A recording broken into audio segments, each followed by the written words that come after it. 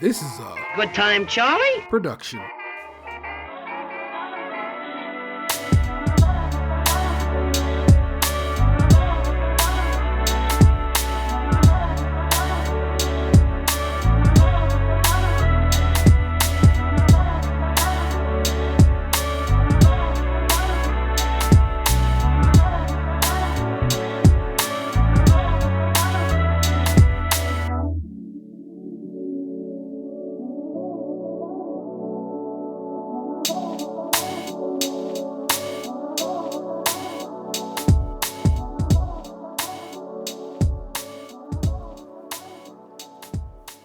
Cheers.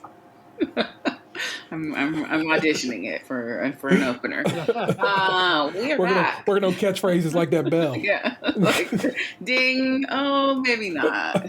Cheers. Okay, back to the drawing board. Back for episode 2 of Creme Patissier presents The Big Brunch. Your hostess with the leastest right now, Nick Jew, joined as always by my homies from the land. It's me. It's T. What's good? And hello, I'm Tatum 216. I had to remember which Tatum I was. Are there more than one Tatum to be? You swing one way, it becomes problematic. What, veteran Tatum from The Simpsons? I'm old enough to remember Animal Thug. Oh, half the Animal Thug Tatum. Yeah, because Ryan thought me just saying Tatum sounded like a young a lady of some sort, but that's fine. We have episode 2 entitled The Day After Brunch. So I'm going to follow the edit of the show this week. I think they a little bit got more into a rhythm, but there were still some like oddly placed introduction packages like this one. The episode pretty much kicks off with Jay from Asheville, North Carolina, proud queer Asian woman. She wants people to love her people like they love their food. She's got a restaurant called Jay Chong Eats, which is Western Cantonese food. And that was the cold open, basically, of the show. And what I wrote down is I am unsure if I appreciate their editing style yet. Yeah. But Soda looked damn fine. So yes. There you go. That's what the opening meant to me. We do love us some Soda. So the everybody walks into the kitchen. Dan walks in with drinks and says it is a sign of things to come. The other hosts are there too. Reminds the group that Jay was best in brunch last week, and so she'll get to present her dishes first this week. Theme of this week is the hangover brunch. The starter is going to be the cure or the hair of the dog. Are y'all familiar with that, hair of the dog? I am. Yes. That turn of phrase. Yep. There's actually a restaurant, I don't know if it's still there, in Norfolk, Virginia called Hair of the Dog, and they specialize in these sort of like hangover breakfast foods. Quite delicious. If you find yourself in Norfolk, Virginia, look for the Handsome Biscuit. Banger. Also a banger. And there was a grilled cheese. There was also a grilled cheese restaurant. I don't know. It's still there. So the starter has to be either a cocktail, mocktail, or juice to pair with an appetizer. But the appetizer must also be either in or on the drink. And they've got 1 hour to prepare. We go to the little judges chat, and Will really wants them to go for it. And then Sola gives us a quick history of tapas, which I did not know. The origin was because they needed like plates to cover the wine glasses because of flies. And that is how tapas were born. Small plates to cover up their wine glasses. Which made me chuckle because I'm like, I guess you got these small plates out here. Your wine will be free of flies, but is your food going to be free of flies? Right. That's the problem. But I guess the concept is you eat it real quick and then put it on. I don't know. Yep. Because I feel plates, like I wouldn't. I guess I would mind a fly in my wine because they would drown. Whereas on the food, you could chew it. I don't know. It all felt real gross when I thought about it too much. I like to learn that though. I'm down for always getting some wisdom. And she put me on some game. I was like, oh, they always like, word? So was I. Right. So I felt good about that. Like, remember when, like, Bake Off used to do a little historical segment. What Bruh. fact? Oh my God. Oh, you know what? Let me hit you with a little Bakers Make the World Go Round. If we talking Bake Off, which I forgot to mention in pre-show. Oh my God. Bakers make the world go round. I want y'all to know that this song plays fine as we listen to it right now. But in the edit, no matter what I do, that part slows down. And I can't fix it. Funny. Don't know what I do with it. Answer me this one. The Great British Baking Show is better off without Matt Lucas. I know. This is from Brianna Welling. These are my pearls. This is by Brianna Welling over at The Takeout, which appears to be a Yahoo vertical. People are passionate about the Great British Baking Show. Yes, again, if you say that, you know they ain't down, okay? The show's genial and calming nature provides a great comfort to those who watch religiously, and both the contestants and the creations are hard not to love, soggy bottoms and all. So when something with that reliable structure changes, fans of the show get very defensive. When Judge Mary Berry and host Sue Perkins and whatever Mel's last name is, left GBBO back in 2016, for example, fans declared the show dead. This season, the internet was ablaze during the corny, cringy catastrophe that was Mexican Week. But nothing seems to have incited fans of the show more than the presence of host Matt Lucas. And GBBO heads are rejoicing this week with the news that he won't be returning. Reactions to Matt Lucas's departure. Lucas announced his departure from the show earlier this week via Instagram, writing that he has too many projects to maintain his bake-off duties. There was plenty of love shown to the comedian, and in the comments of his announcement, including from fellow hosts Noel Fielding and Judge Paul Hollywood. Elsewhere on social media, the sentiments were a bit different, and they have a number of tweets here. One says, "You have to give it to Matt Lucas. The man joined the UK's most beloved show and made it unwatchable before the first ad break with him as host. Never seen a new casting stink the place out so fast." Let's see. This person says, "Matt Lucas leaving GBBO is bigger for us as a nation than winning any football tournament could ever be." Wow. And this person says, "Seeing the genuine joy about the Matt Lucas leaving Bake Off everywhere I look, we really are a community." What exactly was it about Matt Lucas that rubbed us all unanimously the wrong way? I want you to know right here and now, it did not ever rub me the wrong way. Thank you. It is not us. It is they. Unanimous. Where do I even begin? He's been called cringy, irritating, salty, obnoxious, not empathetic, and just overall annoying. I can take you back right now to last year when he shook Jurgen's hand and he said, "It doesn't mean anything." And Jurgen said, "It meant the world to me." And I almost cried. Okay. To tell me that Matt Lucas was anything but empathetic, you are lying. And now I'm mad about this article.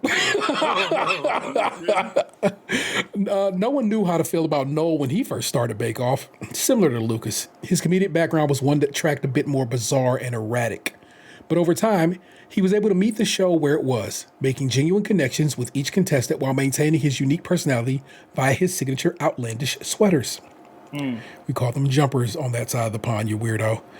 What Lucas seemed to forget is in his hosting duties with the show was never about him. The show wasn't even about the beloved Mary Berry, really. It has always been about letting the amateur bakers shine like stars and star bakers. They are. The best moments in the series are never the pre-planned quips, but the genuine reactions and moments of connection between the very real people on the show, one who exhibits kindness and patience above all else in an attempt to garner attention. Lucas became the antithesis of those virtues. I'll leave you the rest of this. They go on about how much they miss Mel and Sue, and Nick talking about how they used to do historical bits when it was on the BBC, because Mel and or Sue would go to be a part of those historical joints, and that is what brought back to my mind that I had this article we needed to do. But I am very much going to miss Matt. I like what Matt has brought to the show these last few seasons, it is strange to me that anyone else. I mean, it's not strange to me. It is the world. People are going to disagree, but it's like I'm like nothing there saying to me in this article rings at all true. Matt was very nice. Always show love. Never tried to make it about himself. Always just kind of crack wise with the contestants, and everybody seemed to be like, "Yeah, thanks for that, man." So whereas they would get super annoyed with Noel, still to this day, Ant don't like Noel. They get annoyed with Noel and be like, "Yo, bro, you got to get the fuck out of the way from me, man. I'm trying to focus." Whereas they kind of always wanted Matt around. People would try to feed Matt and so forth. Yeah, Matt was definitely the down to earth person. Noel just seemed, and this is just my opinion. Noel almost seemed like he was flirty with everybody, and Matt just seemed like he was just talking to people. Correct. So everything about this article and those tweets, nah, bruh. I didn't really go up for Sue and what's her name, to be honest. Like, Mel and Sue were fine because that's what we know it because we started with it. That's all it was. We didn't know it could be better. The next lady who came in, I kind of liked her. She hosts a history chat show on BBC now. It's pretty good. Every now and again, you'll come across a clip of it on the TikToks or some such. Yeah. Okay. Yeah. But there you go, people. Yeah, that was a nice surprise. I was not expecting another Bake Off. Sorry. No, I miss Bake Off so much. So walkarounds. Dan's on walkarounds. This turnaround. Sola and Will having a little chat. Sola is worried about Roman and Nadej going into these just based off of last week because Roman was in the bottom. Yeah. And the other person who was in the bottom went home. All right. Mason, they were talking about being drunk. And this man admitted on television that he had woken up in the bushes with a box of pizza. I don't know that I would have told that to anybody at my big age. My child was sitting next to me when they said that, and he was like, "I don't think anything about drinking seems fun." I go, "You are 1,000% correct. That shit seems wild whack to me and dangerous." No, if I would have told that to America. Maybe tell another story about an experience with a drink. Oh, I woke up real late one day or something. I don't know. Don't be like I was caught out in a stroll. Right. Like, I remember one time I had to like prostitute for money. Like, why are you telling people this? Oh, wow.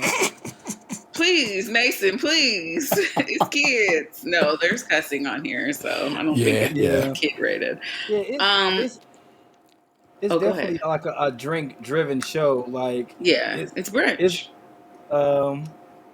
That was weird to tell, but I mean, it was definitely this is an adult oriented show, but it's not a dude show. Right. Yeah. Right. So then we get a little profile on Daniel from Richmond, Virginia. His cooking allows him to explore his identity and mix his two cultures together. And then we got this point of the episode where I was going to call the police, the FBI, Homeland Security on Kit for the way he was saying pot liquor. Oh. Pot liquor. I was like, oh no, jail. Immediately, jail. Arrest him. Why was he saying that like that? Pot liquor. No, do not collect $200. So I went to go just to double check. I'm like, is it spelled a different way? No. And indeed, there are multiple spellings of that word.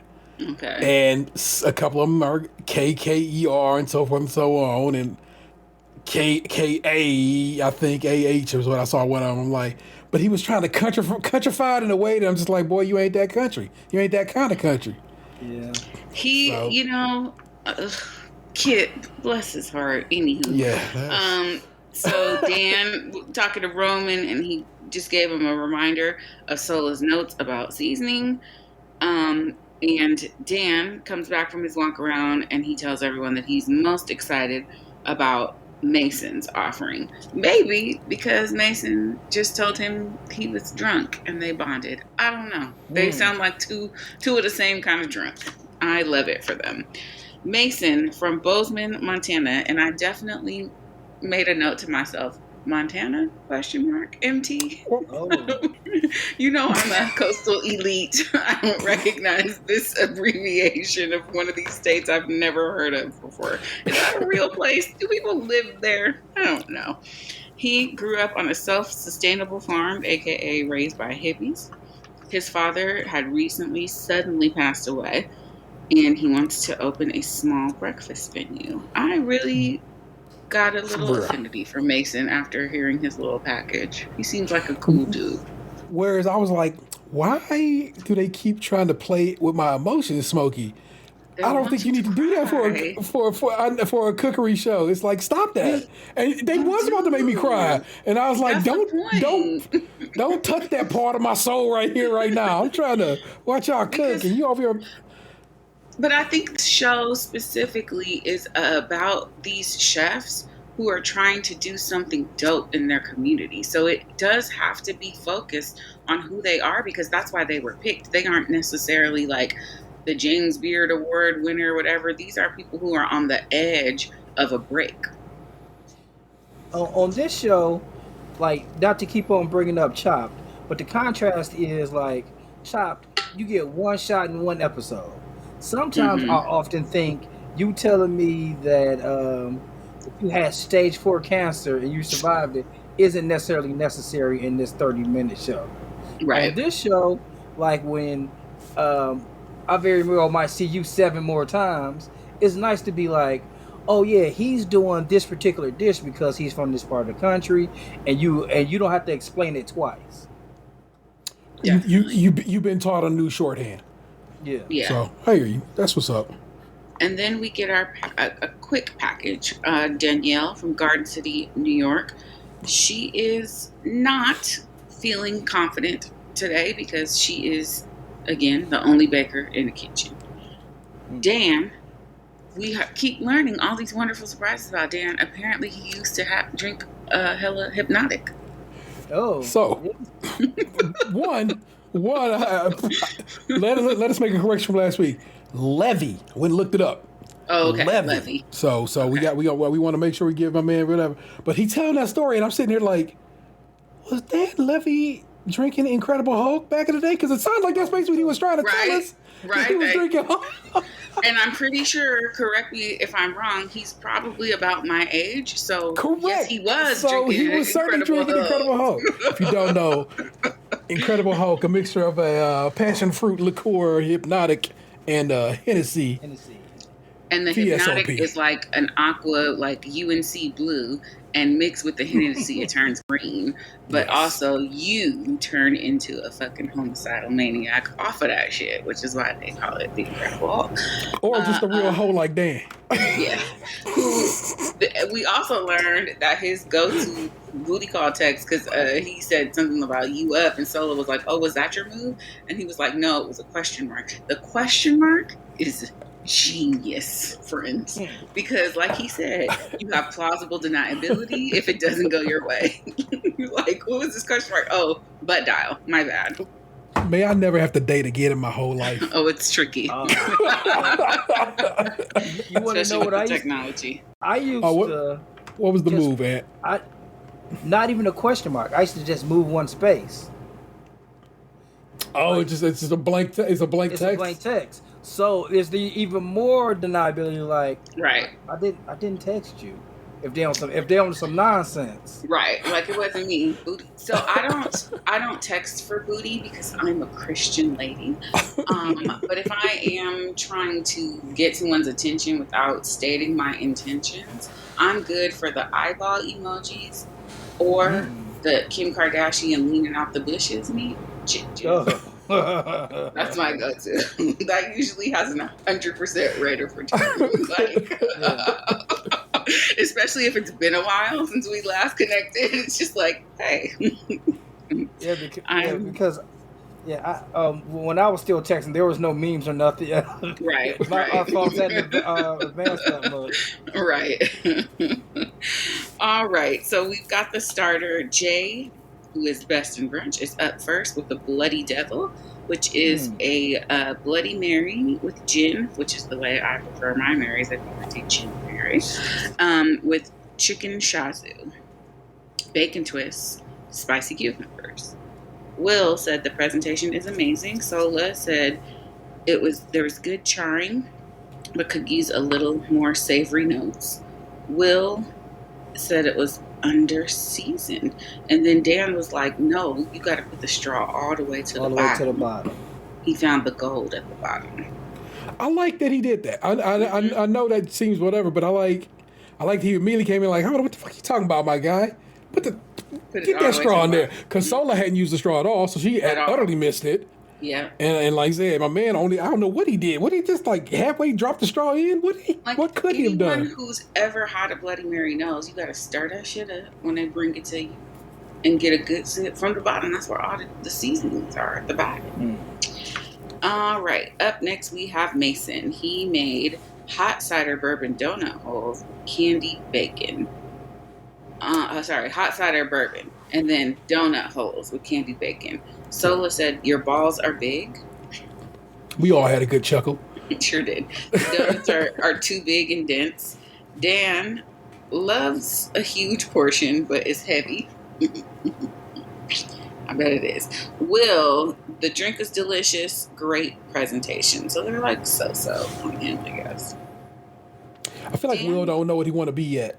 Right, and he's trying to be the nice guy, and he also wants to be the technical guy, but Sola's the technical guy, so he kind of has to be the nice guy. But Dan is the nice guy, so he don't know what to do. If I was Will, I would just throw my credentials on the table every time, like having the #1 restaurant in the world. Me and my partner was talking about this show. So we watched the first episode together, and she has since leapfrogged over me and has watched the whole season. It's a great show. It's a good binge. I asked her if she wanted to be on. She said she doesn't want to do any public speaking.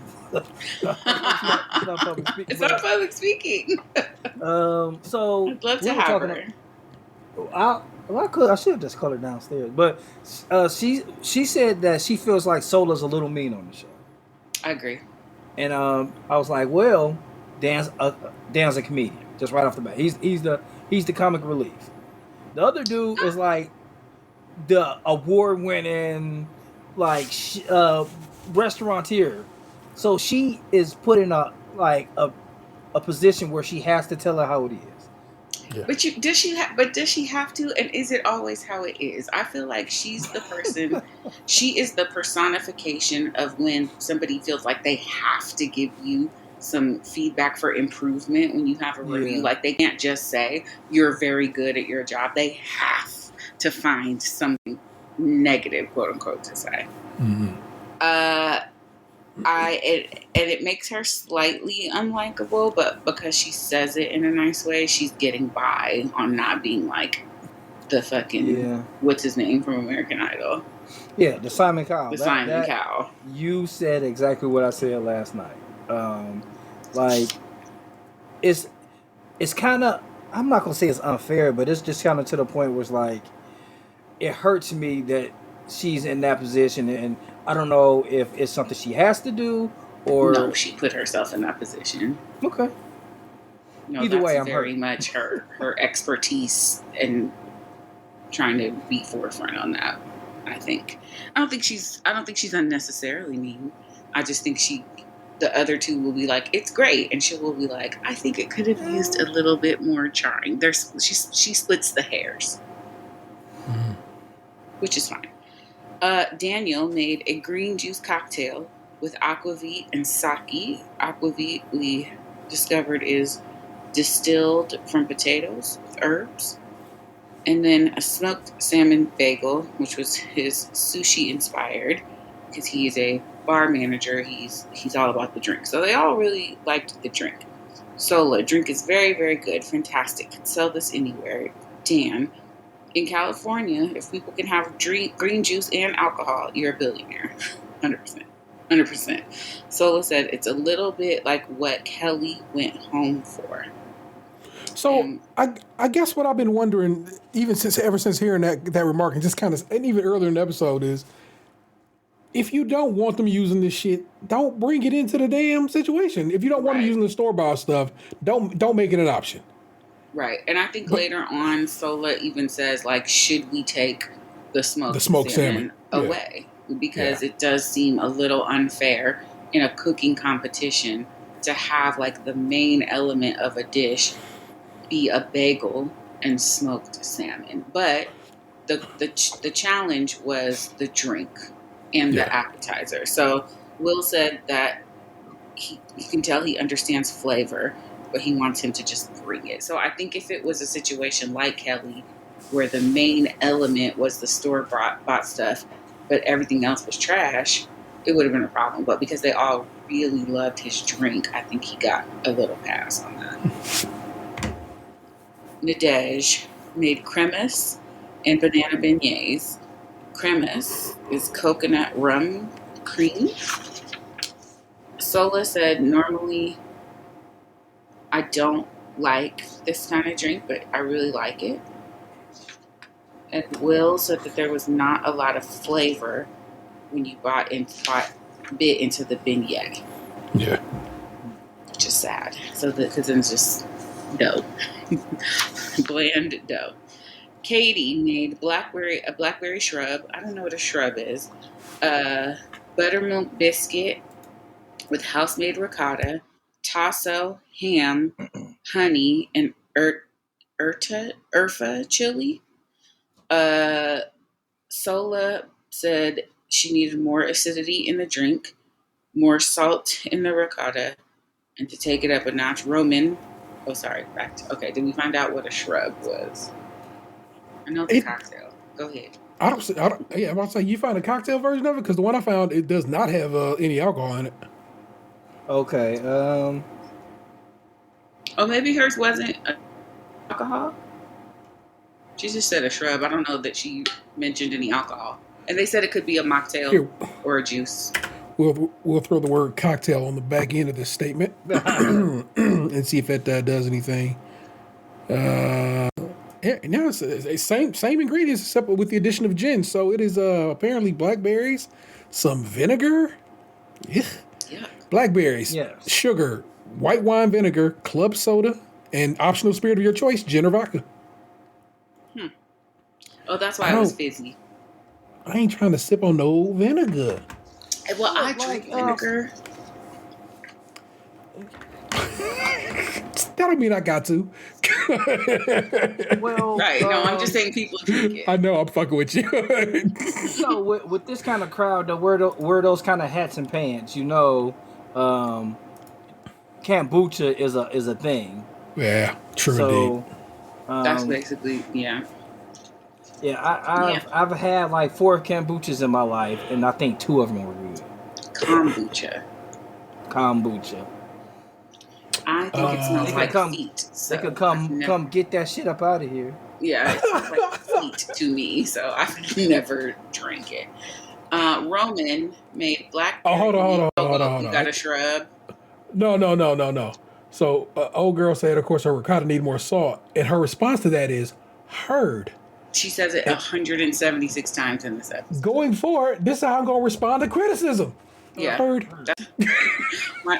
My partner says it's something like his statement is word and mine is bet. Same thing. Bet. Word.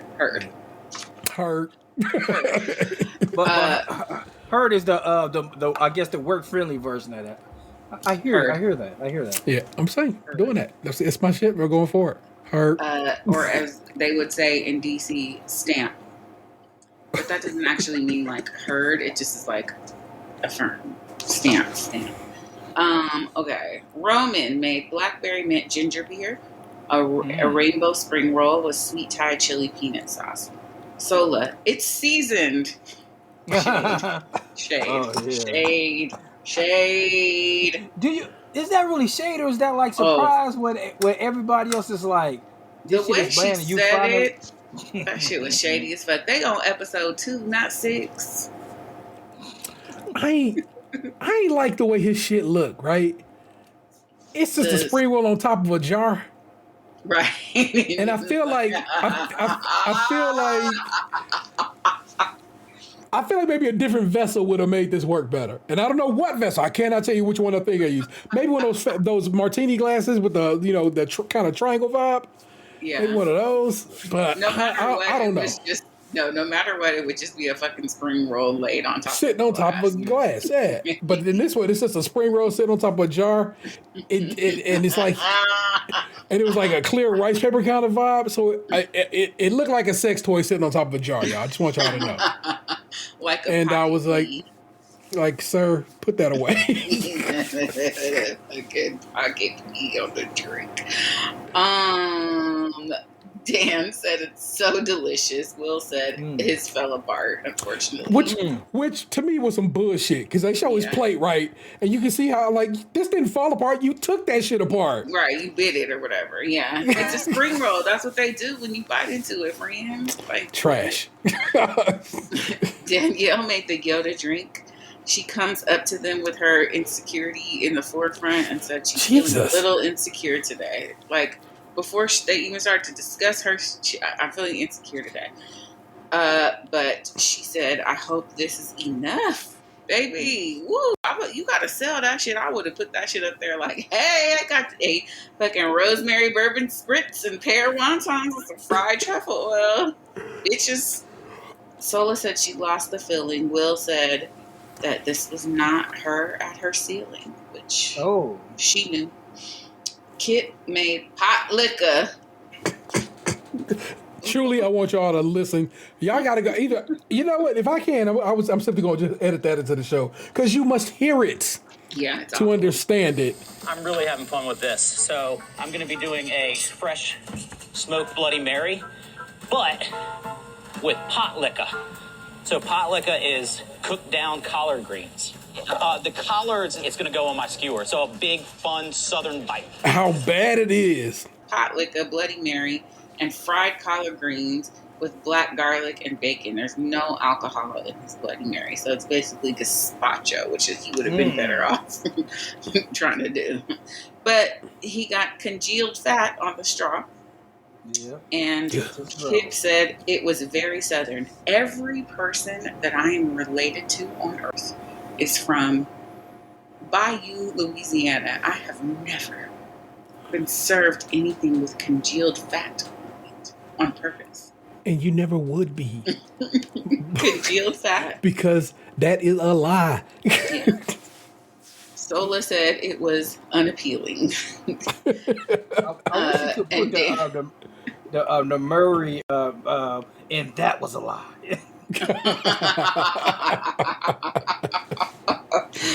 Dan said he thought it was horseradish. Either way, that shit looked nasty as hell. Like, nobody even commented on the taste of what he put in front of them because there was congealed fat on the straw. Like, buddy, nobody wants iced pot liquor. No. It's served hot. No. When served, it's served hot. Right. In a bowl, not in your drink. Antoine made an Aloha Mary with wasabi, sriracha, lime juice, and ginger with blackened ahi tuna and avocado mousse. Will thought it was really well balanced. Go ahead. It sounded so good. I was like, all that looked like yes. Yeah, I would have smashed. Will said it was really well balanced. Have we discussed Antoine is Bay of the show for me? I feel like it goes. You did. We discussed his level of handsomeness last week, and you was like, I don't know, he kind of handsome. But we go together now. I see it. Nice. The light switch came on. That's he talked. When he was talking, I was like, yeah, you was definitely in Hawaii for a stretch. I can tell by that tone. You have a very Hawaiian kind of voice. That's somebody who stayed there for. He might have been military or something. I don't know, but he was definitely there. And he didn't get a lot of camera time last week. Yeah. I was hoping to get the next where your grandmother stay, where your mama stay.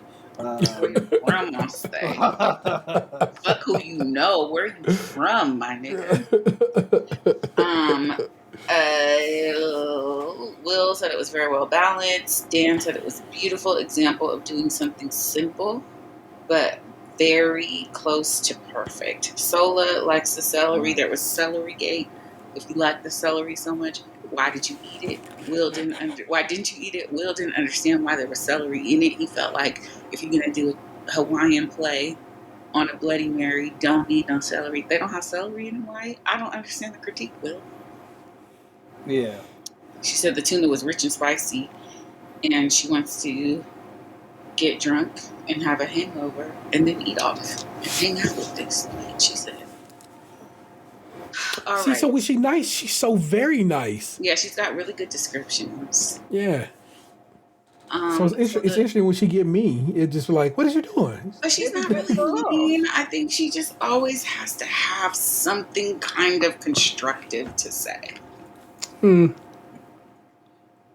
But it feels unnecessary most of the time. And we'll just be over there like, I'm just really happy to be here. Like he don't have credentials. Okay, the menus.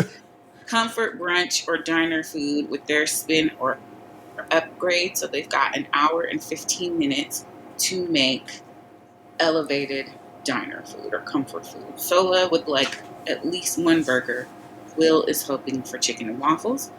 The bartendress comes on over and Sola orders a boozy egg cream. And I wanted to throw up when they talked about what an egg cream was because there's no egg or cream. Have you never had an egg cream? I don't drink milk. Oh, yeah, I guess they do got milk in it. But you can make it. I can make that with any other milk, probably. Because it's just soda water, chocolate syrup, and the milk to kind of top it off. It's very nice. Soda water and the milk that my stomach bubbling, like homeboy says on TikTok. My stomach bubbling. You could pretty much just make a Yoo-hoo egg cream. I mean, but that's got Yoo-hoo. Oh yeah. Yoo-hoo's just water and chocolate. It's got whey in it. That's what makes it creamy. It's got yeah. Okay, what's a Singapore sling? Oh yeah, your boy Will thought he was getting fancy. You know what I'll have? A Singapore sling. And I was like, what the fuck is in a Singapore sling? When I read this to you, you're gonna be like, get the fuck out of here, bro. Leave that bartender alone. This is some shit you don't order when you go to a bar. Singapore sling. 3/4 ounces of gin, 1/4 ounce Grand Marnier, 1/4 ounce Heering cherry liqueur, 1 ounce pineapple juice, 1/2 ounce lime juice, a dash of bitters topped with chilled club soda. No, Just trying to test her, man. I've smashed. Sounds delicious. Yeah, but also in a bar situation. I guess if you are in a restaurant kicking it at a like 3 Michelin star joint like he was running, or a cocktail bar, and again in DC, brunch is a very thing, and a lot of these places are famous for their drinks as well as the food. So I get why he would order something like that. It's Fair like the enough. whole fucking Negroni Spagliato trend that the people started on TikTok. I would never go to fucking a dive bar and be like, Negroni Spagliato, Prosecco in it. But I would go to like a cocktail bar and order that, except for I hate Aperol. All right. So, Sola, we're talking about who's at risk. Sola says Kip, but Will stood up for his boy. You don't think I did not understand or like, bro, what is that? Why are you riding for the fucking congealed fat on the straw? I don't get it. And then they were talking about the bagel and the store-bought items, which, like you said, T, either take it or don't complain about it. Because if it's in there for them to use, if they use it poorly, then that's their ass. But the complaints about them using it, I don't know what to do with that, So Danielle was frazzled. She kind of just needs to get out of her own head. I can see though why she's intimidated being in that room. But it's just that thing of remember why you're there and who you are. You're a baker. Bake. Yeah. Bake. So Dan and Sola with our walk around, I think, and y'all, I would love to hear your opinion on this. I think them tasting the food is weird. Why? Because it's a competition based off of a final product, and if you get to taste the sauce or taste elements of the final product, and then you're giving little hints, like when she told Antoine that he needed to taste his sauce, had he not tasted that sauce, he would have fucked up his dish, and that would have been on him for fucking up his dish. I think it's weird that they're tasting the food. I put in my notes way back further than this is like, why is you having to tell these people to season their damn food? Okay. All these people are pretty high end chefs or bakers or whatever. That's the part of the operation. Season your fucking food. And it's weird that they have to keep saying that. Yeah. I mean, I guess it's episode 2, so to say they keep having to say it, but I mean, saying it more than twice is kind of them having to keep saying, you know. And how do you Season feel your damn about them food, y'all. tasting the food? Maybe they were where they were working before. It was more of a, you know, the mass production of things, and it's like, well, I season it, but I don't heavily salt it. Maybe that's what's going on with them, because I do But feel how like do they you feel say about a lot. How do you feel about the judges tasting the food that they're ultimately going to be judging? I feel like maybe it was they're trying to do to set them apart from other shows. Because like the only other show that I've seen like judges get up and taste food was like Beat Bobby Flay. Yeah. Other than that, it's just like you're here, they're there. Maybe like on Orange Chef, they'll bring a finished product to be nice, and you know. But other than that, I don't think tasting food should be allowed at all. Yeah, it's Just take that shit up out of there. So we have a little profile on Antoine from Charlottesville, Virginia, a mentor, coach, chef, and he helps people on their culinary journey. And these people are formerly incarcerated. This was the blackest explanation of some shit I have ever heard. He was like, I caught a case. Oh, nice. What that mean, Antoine? But then he beat the case. This is why we go together, because he was like, "Oh, I caught a case." I'm like, "Oh yeah, I like him." He beat it, and then See, bought a then culinary school. So but like, cool. sir, what was this? Was this case stealing from a store, or was this case assault? Do I need to be concerned about you? You don't need to be concerned because he beat it. Were you arrested? Were you tried? Were you in the jail? Caught a case? It being so specifically a thing to me, but I don't know that the HBO audience at large understands what he means by caught a case. They were like, here is a picture of a jail. Here is him saying he has many things in common with formerly incarcerated people, but nobody is like, I did a bid. I spent some time in jail. I was on trial. Like, none of that. He caught a Take this shit case. to trial, He was only in county for a few weeks, but which is totally different than like federal prison or state prison or whatever. Guess depend on the county. Right. True facts. Seal Daniel is not doing anything store-bought this round. Great. Mason is doing a kind of eggs he's never done before. Friends, you don't go on the television show and try a new cooking technique for the first time in a cooking competition. What if we said you don't be experimenting on Thanksgiving? Right. What is she doing? Don't put 12 eggs in a macaroni. He himself was like, I ain't never did this before. Well, guy, you don't know if that's good then. Like, what are you doing? All right. So we've got the judging. Jay, Best in Brunch, is up first. She's got 9 plates total. It's chicken fried in chickpea flour, fried rice, cream cheese and Chinese sausage fried wontons, Hong Kong style French toast topped with matcha condensed milk. I would eat a grand total of none of that. Maybe the fried rice. Oh my gosh. And the first question Will was like, can you make the connection to diner food? Fair question. And she was like, yes, a diner in Chinatown. All right. So that way you cannot say anything back. Unfortunately, Jay committed the cardinal sin in cooking, she served a judge a raw piece of chicken, an undercooked piece of chicken.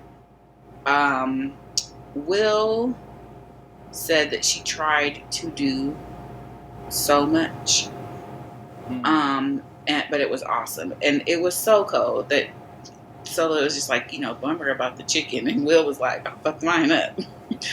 Like, mine was good as hell. And they did offer her a piece, and she was like, that's kind of not the point. Like, the piece on my plate is red, pink on the inside. It looked real gross. Yeah, super gross. Super nasty. Daniel made sausage gravy and gnocchi home fries with an angel biscuit, which my friend T is going to tell us what that is, with apple Fresno jam and whipped butter. Oh, an angel biscuit, as it turns out, is a biscuit with just an additional leavening agent. Biscuits normally have baking powder and baking soda, and this one adds yeast. So it makes it much more bready, I would think, or bread-like, and apparently makes for a more fluffy, type biscuit. Sola said, delicious, very, very good. Dan says, really proud of you, asshole lick number one. Danielle made a fig and ricotta stuffed French toast parfait with homemade olive oil and pistachio granola. Sola said it was very diner, and she really liked the granola. Dan said the French toast was wild, and Will said, I adore this. I'd ate everything, all of it. Olive oil granola? You going up for some grassy ass granola? Yeah, hell yeah. Because I feel like all that means to me is that she sprinkled some olive oil on the shit before she toasted it in the oven. Yeah, so she did like a butter. Instead of using butter, she used olive oil. Yeah, so it was kind of like maybe it matched with the other things and like the earthiness level of it instead of like a creamy saltiness of it. Right. I think it was probably good. They liked it.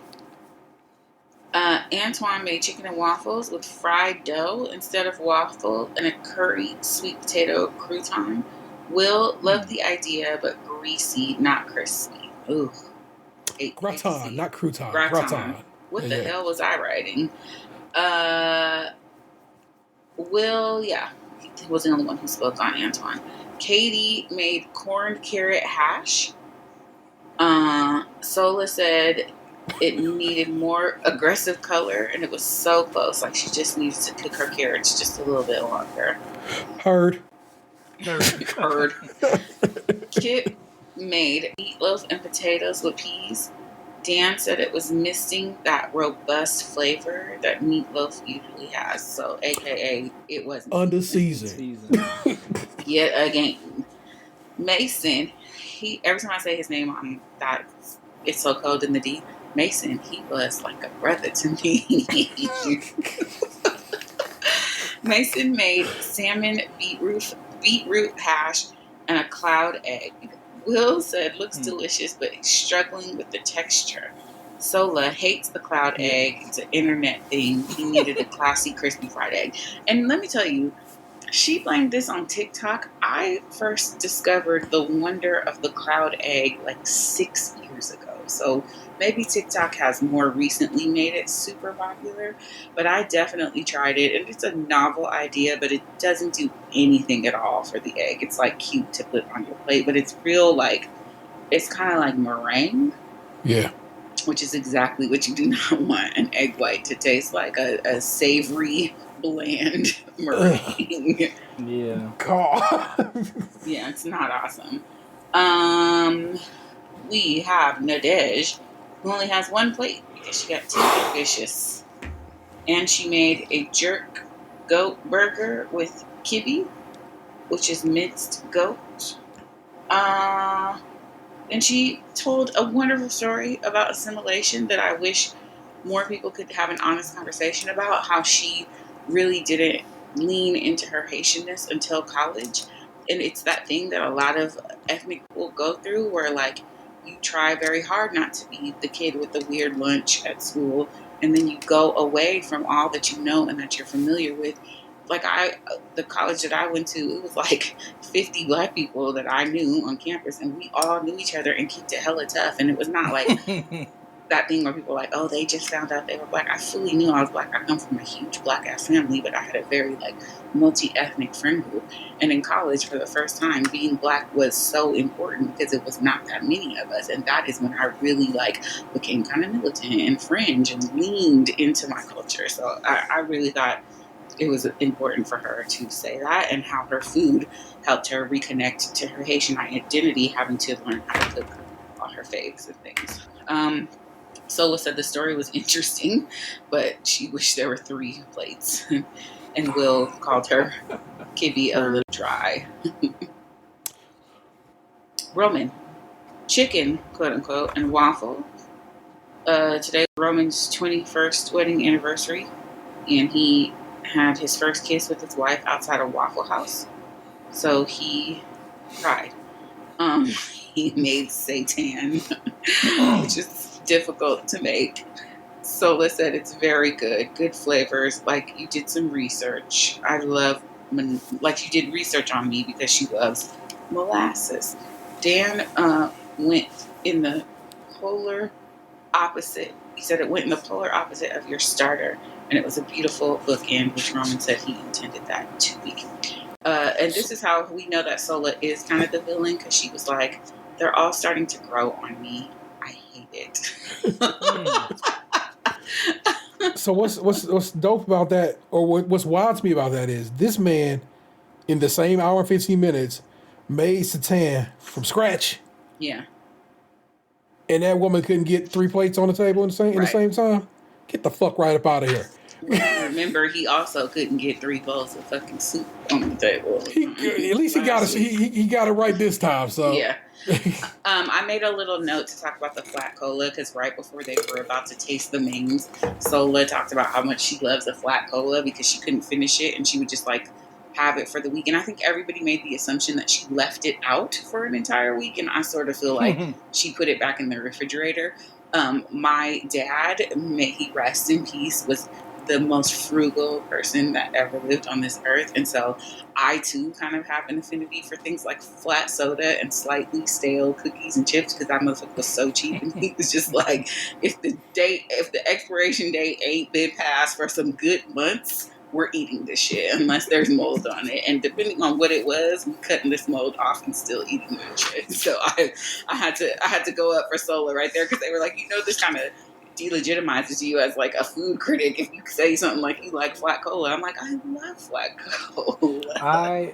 I really like flat Coca-Cola and Pepsi. Yeah, it's just something about it. Yeah, it tastes like it brings another flavor out of it. Like flat Pepsi has a very, it's like a lemon taste to it that I like. Friend, yes, absolutely, absolutely.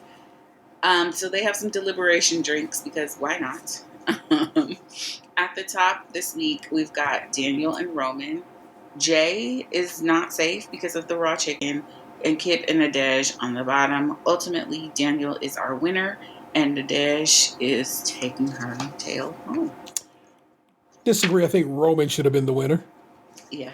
They went so up for his main that I'm just, and like I said, he made seitan from scratch, bruv. Yeah. That's amazing.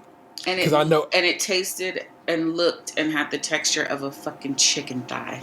Yeah. In an hour and 15. That shit is a win for me. Yeah, that was 2 weeks in a row that he made something that was like pretty amazing, and like people were impressed, but yet he doesn't get to shine for it. Because last week it was the ceviche, and this week it was the made from scratch seitan. Yeah, I agree with you completely. I also feel like maybe Kip should have took his ass home, but Nadej only put out 1 plate. However, Roman only put out 1 bowl last week, and they let him stay. But she did put out 1 plate, and it was full of dry ass kibbe. Right. So. But his bowl of soup was bland. However, because his ceviche was incredibly amazing, that's why I get why he stayed. But I do think Kip congealed fat in a straw. Yeah. You know what I That's thought? almost as bad as raw chicken. I think what I was really taken aback by was old girl saying, "Yeah, we drink this at 8 years old in Haiti." I'm like, Right. really? Yeah, it sounds very Catholic because she said they do it with their first communion, and definitely at my first communion in Catholic church at 7 years old, we were drinking wine. So it So makes I sense. I tell the story of my first communion at Big Bethel AME down in Atlanta when I went to Atlanta. It was my first Sunday there. And it was like first Sunday. So, of course, in the African Methodist Communion. Church, Communion Sunday. And I go up there and I get my little, what has always been in the AME church everywhere else around the country, grape juice. And Yeah. I shoot my grape juice, and my chest get on fire, and I'm like, "What the fuck is this?" And my mom, who was a pastor at the time, saw me and was like, and like we just had that like, something wrong here, right? Right. And later she's like, "I think they use real wine." I go, "You think?" Yeah.